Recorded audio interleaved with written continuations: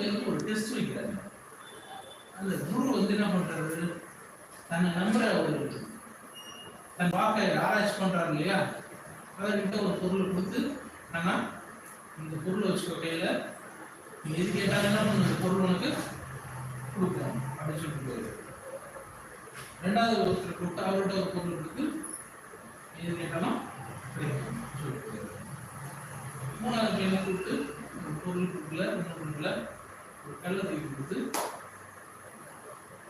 இந்த வச்சுக்கோ நீ எது கேட்டாலும் கிடைக்கும். ஃபர்ஸ்ட் வாங்கி என்ன பண்ண ஆரம்பிச்சான், குரு திரும்பி வர வரையும் ஆராய்ச்சி பண்ணிட்டே இருந்தான்.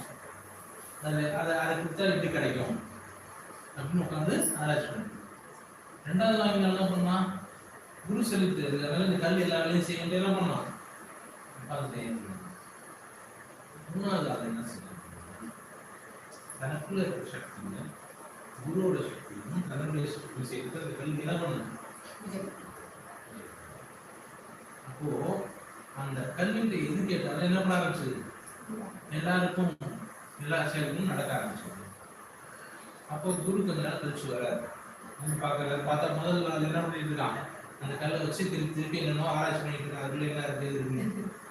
ரெண்டாவது என்ன பண்ணான், அந்த கல்லை கொண்டு போய் ஒரு உரமா நட்டு வச்சுட்டு உட்காந்துட்டு குருவையான்னு சொல்லிட்டு இருந்தான்.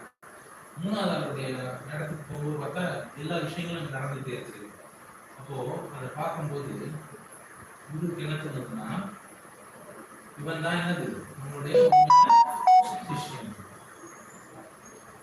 அந்த காலத்துல இருந்து இந்த காலம் வரையும் குரு வந்து ஒரு சிஷ்யனுக்கு பரீட்சை வைக்காம அவனை சூஸ் பண்ணவே மாட்டாங்க. உண்மையான குரு என்ன பண்ணுவாரு, ஒரு சிஷ்யனுக்கு பரீட்சை வச்சுதான் சூஸ் பண்ணுவார்.